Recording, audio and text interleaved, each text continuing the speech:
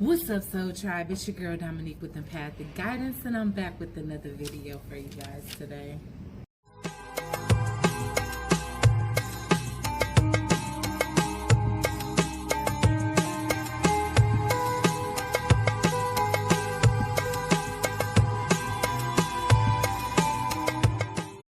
Alright, y'all, so I know I was supposed to have been back like so much earlier this week to talk about narcissists and their hoovering.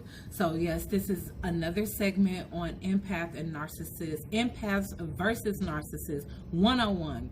Guys, I try to keep you guys as informed as possible about this type of situation, simply for the fact that there is a lot of people that could be going through like the discard stage as we speak. So initially after the discard phase, after they have groomed another source of supply for God knows how long, possibly your whole relationship, they groom another source of supply, and then they proceed to discard you and make that their main source of supply, make the new source their main source, and you just sitting to the side. But they're not done with you though.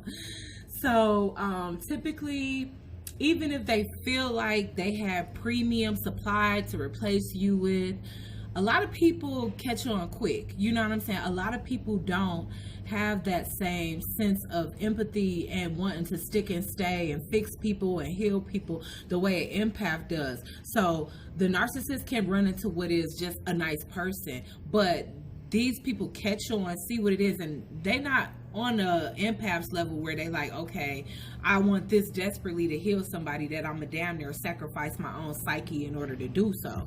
So these particular people, things will collapse. Maybe the narcissist's reputation will make it back to this person, and they'll actually take heed, because some people actually listen. Some people, they get so engulfed in the love bombing phase that they have to learn for themselves. And just imagine yourself in this position where you feel like you met the person of your dreams. This person's sweeping you off your feet. They're consistent. Matter of fact, they're beyond consistent. They communicate more than anybody that you have ever met.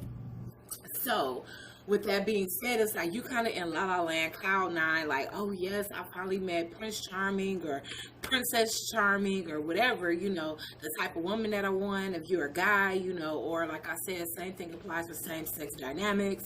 But these people will typically go through failed supplies at times. Sometimes they get a bad source of supply and that person ain't having it. They end up breaking up with them, after the love bombing phase, as soon as they start with that devaluing shit where they talking crap about the stuff that they once used to compliment.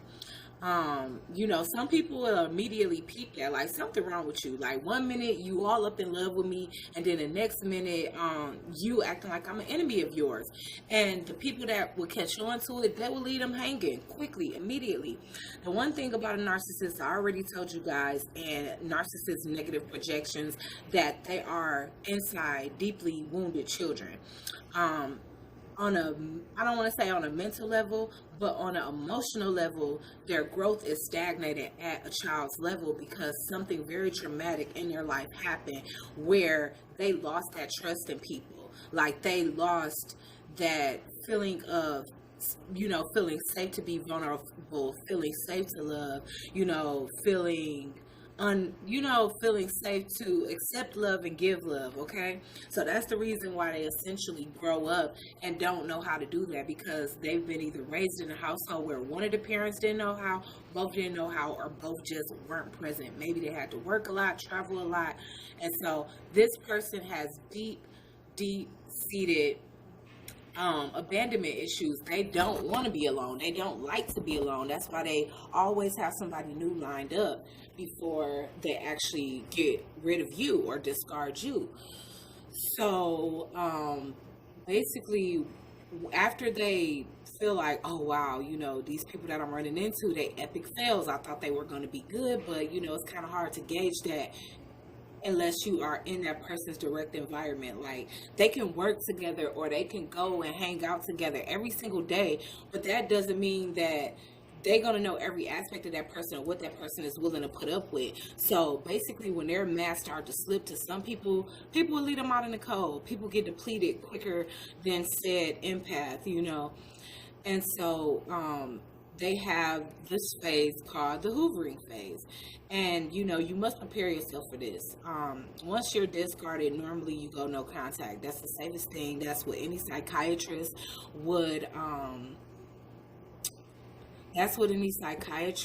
advise you to do. That's what anybody that would love you would encourage you to do. And that's what you would try to do, especially if you love yourself and you want to regain your mental stability and your emotional stability. You go no contact. It's very important for the victim of narcissistic abuse to go no contact, because the thing is that they will keep that trauma bond going if they are able to like remain friends with you, in addition to the fact that, you know, you really didn't have any idea that this person was this type of person until it was too late. So a lot of them would ask you to be friends and then go on frolicking with someone new right away, not even thinking about how that's going to affect you on an emotional level at all, because they have no empathy, you know. And so they expect you to just be strong. If you're not, then they'll throw out rude and lewd comments like you're weak, you're this, you're that, because you have the emotions of a normal human being. Of when I first break up with somebody that I've been with for years, yes, I'm going to be sad to see them just starting their life and acting like they never cared about the relationship. So again, once such certain situations fail, or they even get to the point where their new source of supply becomes depleted too quickly, or, you know, even if it's after a year, that's why they like to kind of keep that foot in the door. That's why they like to remain friends with their exes, so that the minute that their new supply, or what they thought was premium supply, starts to kind of dwindle out of fuel, you know, they start to dry up. And, you know, like I told you guys, you can see the depletion and sadness of an empath once a narcissist has got to them. I look back at old photos and I'm thinking to myself, how didn't I know that I was going through this? You know, the light is out of your eyes. Like, you look drained, you look tired, you look perpetually sad.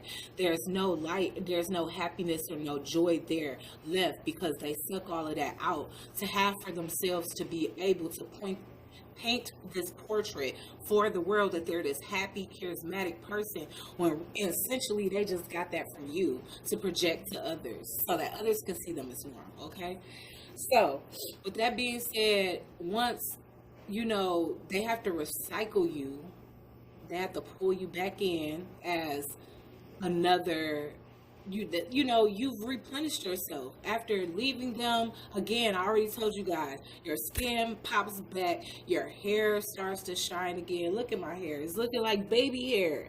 This looks like the hair of a child. It's so healthy. And you know that I love my hair, you know what I'm saying? So that's why I'm always talking about it. But that's just not it. Like, period. Like, your health starts to incline again where it was declining in a relationship with a narcissist.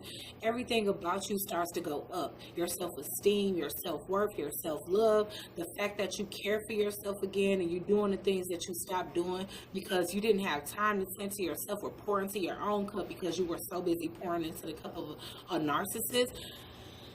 Then it's like, okay, well, this one isn't working out, so it's time for me to recycle that old source of supply, which is, again, why they try to keep their foot in the door. So this part of it is called the hoovering phase. So this is where they come in and do exactly what the actual phrase is, not the phrase, but whatever, the word used, the term, and they try to suck you back in. And most of the time, they are successful, especially if you haven't, you know, been strengthening yourself through no contact. You know, it's very easy to be hoovered back in by narcissists, because really, none of us had clarity. You know, most of the time, they ghost. So if they ghost you, or if they leave you for some unknown reason, and you just been sitting here for months not knowing why things really had to end or why things ended, then you'll be quick to let that person back in. Like if you knew exactly what they was doing behind your back, you probably wouldn't even want them back. But seeing as if they played the role of a good person until they just ghosted you, of course, a part of you is incomplete because you don't have the closure of knowing, listen, this person doesn't love you, they don't know how to love, they're not capable of love, they're not capable of receiving the love that you give because they don't recognize it. This is something that was missing in their childhood. Ergo, as adults, they don't know how to implement nor accept it. Instead, they project their traumas from childhood onto us because they're still angry at parents or guardians or, friends, siblings, whoever may have put this in a state of lacking worth or feeling that they lack worth in existence. So with that being said, they'll come back and it'll be, oh, I'm going to get counseling. I know I messed up, or, a lot of them won't even admit to messing up. They'll literally just come back talking to you like nothing ever happened. That's the ballsy ass coverts. They'll come back literally like, hey, miss you. What's going on? Yeah, I know you remember when we used to do the tango in the bed. They will literally just come hitting you with all the game, all the juice. They don't even feel the need to do damage control because it's like, why wouldn't you want me, baby? I'm me. You know what I'm saying? Like, that's their whole attitude. So, like I said, they'll come in, they'll try to get you back, they'll swoon you, they'll buy you flowers, they'll buy you candy, they'll be that sweet person that you've been waiting for them to be again at the beginning of the relationship, the first time you got together, when they love bombed you. You've been waiting for that all over again because you deem that as the real them, and it's never the real them. Just like normal people send a representative, they send a 10 times more convincing representative. So all these promises that they made to get you back in, you will literally see 2 weeks later that they will fall by the wayside. Because the only thing that they were doing was using you as a placeholder until they actually find somebody else to groom and actually be in a relationship with. So that's why a narcissist tries to keep you in their life even after they decide they want to be with somebody else besides you. And that's the reason why they think, oh, it's okay to be friends. It's not okay to be friends when you at this level of betraying people. No, it's not. It's actually not. What would be okay if you would let this person move on. Since you're moving on with your life, continue. Like, of course, no, I don't want anybody to have to endure this type of situation. But the fact is that it's going to happen regardless of what. The more we raise awareness, the more people will be informed on what this is, what to look out for, and what to turn their back and walk away from. Because this is an abuse that is extremely damaging, guys. So that's the reason why I definitely wanted to have a voice in it. I definitely debated as to whether I wanted this to be a topic on this channel, but seeing as if I've been through it multiple times, I definitely felt it necessary to help others that's actually going through it, and informing people that didn't even know what a narcissist was or that they was actually in a narcissistic relationship has been very enlightening for myself and others. And people have really been identifying with it, like that's what's been going on this whole entire time. You just read my whole entire relationship. And even though I know I'm an interpreter, and I got a few clairs going on there, it's not about that. It's about the fact that I experienced it. Experience is the best teacher, and like I said, it was videos like this that actually helped me get grounded and plan on, I don't want to say my escape, because I wasn't being held hostage, but at the same time, I was stuck in a cycle of trying to make something work that I just didn't realize would never change. It would never evolve because this is this person, and this is going to be this person until they're lonely and decrepit in a nursing home where they can't have supply, where all they have is the nurses. So, and that's usually how they live out their life, and that's their karma. In the end, they die alone. They don't have people around them, because over the years they mess over so many people, they burn bridges with so many people, they hurt their children even, or their children just opt out of being into their life just because of the abuse that they witnessed towards their mom or dad, so in the end it's a very lonely life for the narcissist, you know what I'm saying? So a lot of people, we'll talk about the karma of this situation later. That's a different topic for a different day, you guys, but I hope this has been informative, and I hope you guys have a blessed Friday. TGIF, we made it. Your girl made it with suitcases under her eyes, but I'm still here, and I love you guys, and I'll talk to you soon. Ciao.